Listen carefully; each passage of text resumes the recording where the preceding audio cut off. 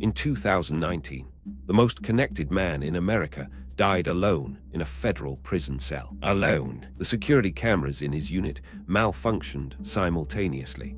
His cellmate had been transferred hours earlier. The guards fell asleep on the same night, and within 24 hours, some of the most powerful people in the world quietly exhaled. Every major scandal of the last 30 years leads back to one name. Not because Jeffrey Epstein caused them all, but because power, money, secrets flowed through a single hidden network, and the man at its center was allowed to operate for decades without consequence. The question no one is seriously asking is, who built that infrastructure? And what happened to it after he was gone, if you're ready to follow every thread to its source? No matter how dark the destination, stay until the very end. Most people won't make it that far. By the end of this video, you will understand how one man's client list connected intelligence agencies, Silicon Valley founders, political dynasties across 3 continents, and the world's most powerful financial institutions. A pattern will emerge, and once you see it, you cannot unsee it. Let's start with the question that stumped every financial expert who ever investigated Jeffrey Epstein. Where did the money come from? Epstein was a college dropout. He never finished his degree at Cooper Union in New York.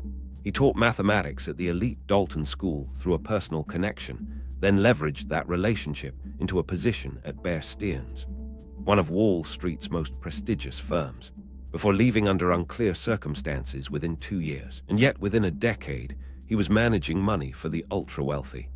By his own account, he would only take clients with assets above $1 billion. No investigator could trace where Jeffrey Epstein's actual fortune came from. His primary documented client was Les Wexner, founder of L Brands, the company behind Victoria's Secret and Bath and Body Works. Wexner gave Epstein something almost unprecedented in American financial history: full power of attorney over his entire estate. Epstein could purchase property, move funds, and execute financial decisions in Wexner's name without asking permission first. Financial investigators who examined Epstein's books found no evidence of actual trading activity. No fund records, no client statements, no trading history to speak of. What they found was a financial architecture that looked far less like a hedge fund and far more like a conduit. A mechanism for moving money between parties who had every reason to stay invisible. Wealth without origin. The question was never just how Epstein got rich. The question was what service he was actually providing, and to whom. That answer leads somewhere far darker than any trading floor, and it begins with a word that intelligence agencies use when they want to control someone powerful. Here is where mainstream accounts of Epstein almost always stop short. Because what is documented in court filings, investigative reports, and sworn survivor testimony points towards something that financial analysis alone can never explain. Multiple intelligence analysts, including former CIA officers speaking on the record to journalists, have used a single word to describe Epstein's operation: compromat. Compromat is an Eastern Bloc intelligence concept, compromising material, typically sexual, used to permanently control powerful targets and every Epstein property. The Manhattan townhouse, the Palm Beach estate, the private island, was, according to sworn court testimony, systematically equipped with hidden cameras throughout. Virginia Roberts Giaffa testified in a civil lawsuit that she was directed to develop relationships with powerful men and report information back to Epstein. A former houseman testified that Epstein explicitly described the camera system as existing for his own protection. Cameras everywhere leverage. Former intelligence operative Ari Ben-Menashe stated publicly in multiple interviews that both Epstein and Ghislaine Maxwell operated in service of Israeli intelligence. Investigative journalist Gordon Thomas, who spent years documenting Robert Maxwell's intelligence career, concluded that the Maxwell family's Mossad connections were not incidental.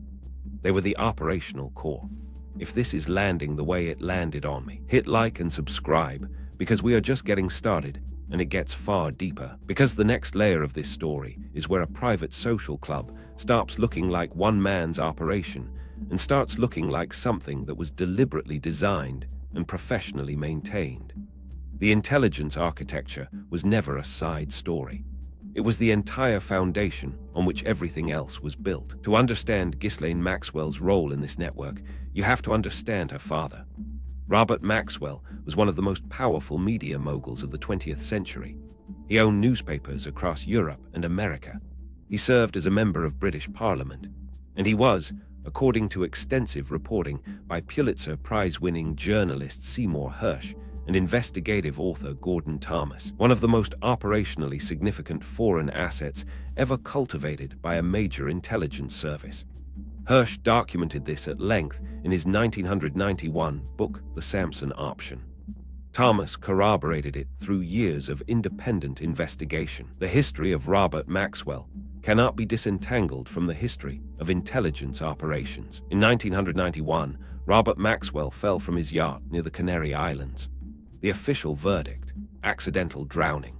Multiple current and former intelligence officials have since stated publicly that they believe he was eliminated, either because he was about to expose information he should not have possessed, or because he had become operationally too dangerous to maintain. His daughter Ghislaine inherited everything but the reputation, including all the connections. The network did not begin with Epstein. What Ghislaine brought to their partnership was not merely access to British aristocracy or social introductions. She brought decades of operational infrastructure, relationships built across international intelligence communities, media empires, and political dynasties that no amount of money could purchase on an open market. She understood leverage in ways Epstein, for all his financial maneuvering, could not have developed independently. Together, they assembled something that had never quite existed in that form: a private intelligence apparatus disguised as an elite social network, with the most powerful people in the world as its unwitting subjects. And the people inside had no idea they were all connected to each other through the same two handlers. In 2019, the MIT Media Lab scandal cracked open a window onto something the technology industry had worked carefully to keep shut. Joy Ito, director of one of the world's most respected technology research institutions, resigned after it was revealed that he had accepted funding from Epstein even after his 2008 sex offender conviction, and had actively coordinated efforts to disguise the origin of those donations. Money was routed through anonymous intermediary channels. Internal emails obtained by The New Yorker showed Ito privately describing Epstein as toxic while publicly accepting his checks and facilitating his introductions to researchers and academics. Bill Gates met with Epstein multiple times after the 2008 conviction, including a documented 2011 meeting at Epstein's Manhattan mansion that Gates's spokesperson initially denied, until calendar records and reporting made denial impossible. The New York Times reported that Gates's own senior advisors had explicitly warned him that the relationship posed serious reputational risk. He continued it regardless. Elon Musk's name appeared in Epstein's contact book. Larry Summers, former Harvard president and U.S. Treasury Secretary, attended dinners at Epstein's home. Marvin Minsky, widely regarded as the founding father of artificial intelligence, was named in survivor court filings. The most powerful minds in technology were all inside the same private circle. What did Epstein offer that Silicon Valley's own networks could not provide? A specific category of power: political, intelligence, and financial, that no amount of money can simply purchase. And the price of entry was always identical: recorded vulnerability, which becomes leverage that has no expiration date. And the next set of names in this network makes Silicon Valley look like the minor leagues. Flight logs don't negotiate, and they don't forget. The flight logs from Epstein's private Boeing 727, a modified passenger jet documented in extensive detail by federal investigators, recorded dozens of trips by some of the most recognizable names in American and international political life. Flight records obtained through litigation show Bill Clinton flew on the aircraft multiple times. On several logged flights, his Secret Service detail was not recorded as present. His spokesperson confirmed a number of those flights and stated that Clinton has no knowledge of Epstein's crimes. Donald Trump was photographed with Epstein at social events during the early 1990s. In a 2002 New York Magazine profile, Trump described Epstein as a terrific guy who liked beautiful women. many of them on the younger side. Trump later stated he had severed contact with Epstein years before his 2019 arrest. Prince Andrew was photographed at Ghislaine Maxwell's London home with Virginia Roberts' Jeffrey, who testified she was 17 years old at the time. He settled a civil lawsuit brought by Jeffrey in 2022 for an undisclosed amount, without admitting liability. Presidents, royals connected. What strikes investigators is not simply that powerful politicians knew Epstein. It's that powerful figures from opposing political parties, rival governments, and competing nations, people who disagreed on virtually everything, were all participants in the same private structure. The network was bipartisan because power itself has no ideology. That is not coincidence. That is deliberate design. And the piece of that design that most people find hardest to absorb is the one that kept the whole structure invisible for 30 years. In 2015, ABC News anchor Amy Robach sat across from Virginia Roberts' Jeffrey on camera. Jeffrey provided a detailed, documented account of her abuse. She named names. She described specific locations. She presented corroborating evidence that Robach later described as ironclad. ABC News did not air the story. Buried, the footage remained in a network archive vault for 4 years. In 2019, a heart microphone captured Robach venting off-air. That recording was later made public. "I had this story," she said. "It was unreal. We had everything. I tried for 3 years to get it on to no avail." She described evidence implicating members of the British royal family, former American presidents, and additional named individuals with documented connections to Epstein. "I've had the story for 3 years. I tried for 3 years to get it on to no avail." ABC stated the report did not meet their editorial standards at that time. Robach subsequently walked back her off-air comments publicly. The employee who leaked the recording to Project Veritas was terminated. CBS News, where Robach had since moved, also terminated her employment shortly after, prompting immediate public questions about whether editorial decisions were being coordinated across competing networks. Meanwhile, a single reporter at the Miami Herald, Julie K. Brown, spent years developing precisely what the major outlets had refused to pursue. Her 2018 investigative series, Perversion of Justice, was what ultimately compelled federal prosecutors to reopen the case. One reporter against a wall of institutional silence. Institutional silence at that scale, across competing networks over years, does not form spontaneously. It requires active decision-making. And those decisions leave a trail that leads directly into the financial architecture we are about to examine. In 2023, J.P. Morgan Chase settled a lawsuit brought jointly by the U.S. Virgin Islands and a group of Epstein survivors for a combined total of $290 million. The core allegation: J.P. Morgan had knowingly maintained Epstein's financial accounts and processed suspicious transactions for years after his 2008 sex offender conviction, functionally enabling his continued operation. Deutsche Bank settled a separate but parallel lawsuit for $75 million on substantially similar grounds. The settlements made something undeniable. Epstein's financial activity was not hidden from the institutions serving him. It was observed. Internal J.P. Morgan compliance documents showed his accounts had been formally identified as posing significant reputational risk to the bank. The relationship continued for years regardless. Former J.P. Morgan executive Jess Staley maintained an extensive documented email correspondence with Epstein that spanned years beyond the conviction. Emails produced in legal discovery contained descriptions of specific survivors that federal prosecutors publicly described as deeply troubling. Staley later resigned from a senior role at Barclays when the full scope of the correspondence became known. Banks saw continued anyway. Here is what those settlements confirm beyond any reasonable interpretation. This was not a clandestine operation invisible to professional observers. It was monitored by institutions with dedicated compliance teams, legal departments, and regulatory accountability. All of them identified the same warning signals. All of them made an active decision to continue. The banks did not miss the warning signs. They chose to ignore them. That kind of coordinated inaction across multiple institutions over many years does not occur without shared incentive. And there is only one incentive powerful enough to override an institution's instinct for self-preservation. That word again, compromat. And it takes us to the place where all of this was recorded. Little St. James is a 72-acre private island in the U.S. Virgin Islands. Jeffrey Epstein purchased it in 1998. He later acquired the adjacent Great St. James Island as well.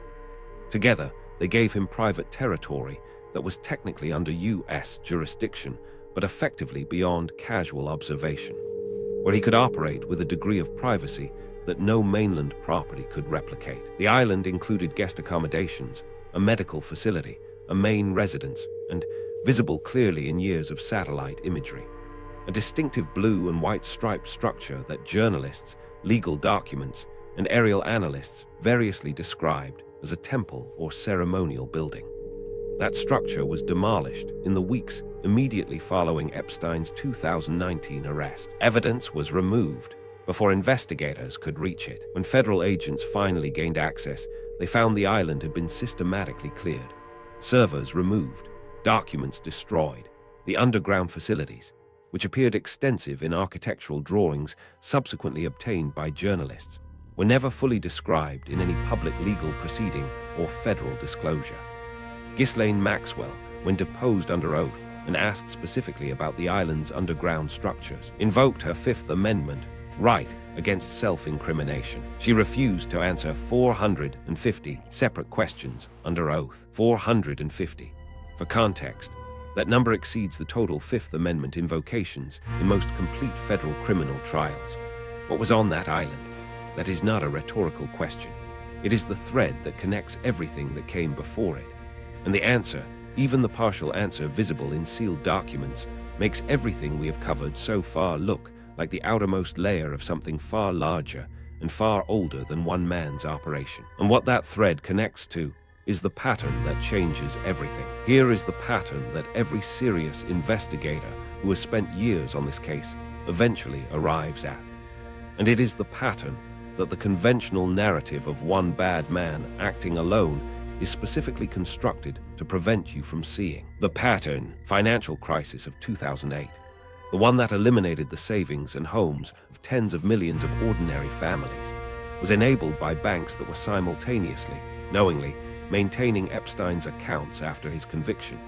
The surveillance infrastructure of Silicon Valley, built by executives who attended Epstein's dinners, accepted his funding, and benefited from his introductions, was being sold to governments with documented human rights violations. The legal arrangement that converted Epstein's federal prosecution into a single state charge and a 13-month work release deal. An agreement so lenient that a federal judge formally ruled it violated crime victims' rights, was negotiated and approved by officials whose names appear in his flight logs and his black book. Protection, further connected. Pull any thread from 30 years of major institutional scandal. Follow it far enough, past the surface explanation, past the official account, and you arrive at the same intersection, the same web of relationships, the same architecture of protection. The most dangerous force in the world is not a weapon. It is information about the powerful, held by those willing to use it. Epstein was not the architect. Epstein existed to serve the network. The crimes were a mechanism. The mechanism produced something worth far more than money, total control over people who controlled everything else. If this just broke open how you see institutional power, share this with as many people as you possibly can, because this truth needs to reach far and wide, because most people will scroll past and never connect a single thread. You just connected all of them. Comment, designed, or evolved. Do you believe this network was deliberately architected from the start? Or did it grow naturally from how power concentrates around those willing to use it? One answer means it can be dismantled. The other means it cannot. And the final answer, the one that should follow you, is waiting in what happened after Epstein was gone. Jeffrey Epstein is dead. Ghislaine Maxwell is serving a 20-year federal sentence. The documents, the ones federal prosecutors described as containing evidence implicating dozens of named individuals spanning government, finance, media, and intelligence, were sealed. In January 2024, a court ordered their partial release. Names appeared in the public record. Accusations were formally entered into legal proceedings. And then, within days, the news cycle moved entirely on to something else. The network does not need Epstein to keep functioning. This is the answer to the question we opened with. Not who Jeffrey Epstein was, but who built the infrastructure that allowed someone like him to operate at the highest levels of global power for over 30 years. Protected by intelligence relationships, maintained by financial institutions, shielded by media organizations, all without meaningful consequence. The answer is the most important sentence in this entire story. He didn't build it, he inherited it. The honey trap operation, the financial architecture, the media relationships, the political protection networks. These were structures that existed before Epstein and were handed to him by people who understood precisely what they were for and exactly how to deploy them. Inherited, used, protected, survived. The network was never about one man. It was a system of control so elegant that the man himself was always expendable. Systems do not die with their operators. The question that should stay with you after this video ends is not who was in Jeffrey Epstein's black book. It is who is managing that same infrastructure today, with the same leverage, the same financial channels, and the same institutional protection. While the world debates whether one man acted alone, the truth is stranger than anything you could make up if you made it this far. Comment Epstein Network. Prove you are among the rare few who followed every thread without looking away. Most people never will. Every thread we followed today arrives at the same destination. Not one man, not one set of crimes, but a system, operating in plain sight for those who know how to read it, invisible to everyone who accepts the surface explanation. Power built on silence, financial institutions that chose to look away, the intelligence architecture handed to a socially connected middleman, the media organizations that killed the story for years, the political figures who accepted extraordinary access in exchange for a vulnerability they didn't realize they were creating until it was too late to walk away. These are not separate scandals running in parallel. They are expressions of the same underlying structure, playing out across different institutions and different decades with the same logic at the center. The price of apathy toward public affairs is to be ruled by evil men. What do you do with information like this? You resist the instinct to look away from it. You ask the question that the most powerful people in the world most need you to avoid. Who benefits from you not knowing this? Because every thread we pulled today, from Epstein's untraceable wealth to the demolished structures on the island to the sealed documents that a federal court ordered released and the world collectively forgot within a week, points toward the same answer. Someone very powerful always knew. Someone with that same infrastructure, that same leverage, and those same protected channels still does. The most radical thing you can do is refuse to forget. If you made it to the very end of this video, comment Epstein Network. It proves you are among the rare few who followed every thread without flinching, without looking away, without accepting the easier explanation. And if this changed the way you understand how power actually operates in the world we share, the truth is stranger than anything you could make up. Subscribe to keep discovering.